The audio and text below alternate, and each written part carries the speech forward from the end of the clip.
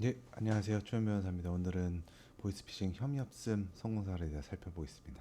이거는 23년 8월에 선고된 사례입니다. 먼저 제가 블로그에 글을 올려놨으니까 이 글을 바탕으로 한번 살펴보도록 하겠습니다. 성공 사례. 사실 보시면 보이스피싱 전달책입니다. 전달책인데 보통 수사 단계에서 많이 끝나는 경우 없죠. 다 재판 회부돼가지고 재판에서 유무죄 판결을 받기도 합니다. 전달책은 피해자를 직접 대면해서 피해금 편취하는 역할, 보이스피싱 공범으로 처벌됩니다. 피해자를 직접 대면하는 특징으로 인해서 비교적 검거가 빠르게 됩니다. 왜냐하면 국내에 있고 그 다음에 뭐 주변에서 카드를 사용한다든가 아니면 CCTV 등을 통해로 행적을 초대하면 보통 다 빠르게 검거가 됩니다. 현장에서 체포되기도 하고 체포된 곳 석방되는 경우도 있습니다. 보이스피싱 같은 경우에는 엄단하고 있죠. 수사 단계부터 적정 영장 발부. 자, 또 보겠습니다. 의뢰인 같은 경우엔 중국 국적이에요. 중국 국적인데 한국 생활을 하고 있는 사람이에요. 의뢰인은 명품 구매 대행, 명품 뭐 이게 요즘 뭐 오픈런이라고 하죠. 그런 것들 하는 줄 알았어요. 그 자기 아르바이트 사이트나 이런 걸 통해 가지고 설명을 들었는데 이런 인식 아래서 피해자한테 그분을 건네받는 과정에서 112 신고받은 경찰한테 검거됐어요. 이때 저희 사무실 방문했고 사실 뭐 굉장히 억울하다 이런 측면이었습니다. 저희가 사실은 고의가 없다는 측면을 다뤘어요. 이게 뭐 일반적인 좀 어려운 용어로 말씀드릴게요. 이건 판례예요. 판례인데 대법원 2016도 15470 판결. 범죄 주관 요소를 부인, 보이스피싱 아니라고 하는 거죠. 이런 경우 범인 자체를 객관적으로 증명할 수 없다. 그럼 사물의 성질이 범위와 관련돼 있는 간접 또는 정황 사실을 증명하는 방법으로 증명할 수밖에 없고 무엇이 관련성 있는 간접 사실 또는 정황 사실에 해당하는지는 경험 법칙을 바탕을 두고 치밀한 관찰력이나 분석력으로 사실의 연결 상태를 합리적으로 판단하는 방법에 대해서 판단해야 한다.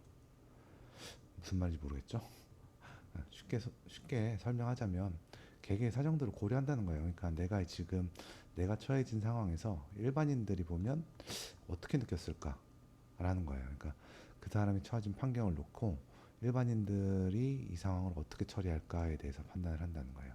의뢰의 경우 저는 좀 주장한 부분에 대해선 처벌 자격이 없고 휴대전화 내용에도 이런 내용들이 있었어요. 요거는 다 사실 압수된 상태고 일당 수준 뭐 10만 원 받았어요. 사실 10만 원. 한 번에 10만 원이다. 10만 원 받고 누구 보이스피싱해요, 그죠?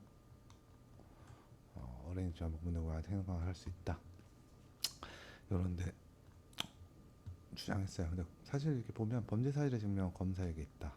다만 고의를 다투는 경우 내심 정의사가 파한 경우가 없기 때문에 무죄를 주장하는 경우에는 사실 적극적으로 주장을 해야 돼요. 그냥 검사가 다 알아서 해주겠지, 판사가 알아서 다 해주겠지. 판사나 검사는 여러 번이 말하지 않으면 모릅니다. 자, 이거 판결문이죠. 그 결정문이죠. 올해 8월 달에 나온 거예요. 자, 이상 보이스피싱 혐의 없음 전달받은 거에 대해서 살펴봤어요. 가당 기간이 짧거나 일회성 같은 경우 이거 사실 일회성에 그쳤어요. 혐의 없음 무죄 선고될 수 있어요. 또 구체적인 뭐 고의를 다투는 경우 적극적으로 증명해야 된다 그런 거죠. 최근 들어 보이스피싱 관련해서 유죄, 무죄 판결 갈리고 있어요. 같은 재판부라고 하더라도 사실 어느 사람은 무죄, 어느 사람은 유죄. 작은 차이가 여러분 큰 결과를 바꿔요. 그러니까 조금이라도 작은 차이를 주장을 해서 부각을 시켜야 돼요. 난 똑같이 몰랐다. 그런다고 하더라도 어떤 경우엔 유죄고 어떤 경우엔 무죄가 선고된단 말이에요. 너무 억울한 결과가 생기잖아요. 그죠? 어, 더 자세한 상담 같은 경우에는 저희 유선상으로도 하시고 방문으로도 하고 있으니까 자세한 내용은 연락 주시면 저희가 최대한 우리 선생님들 도와드리도록 하겠습니다. 이상 최현 변호사였습니다.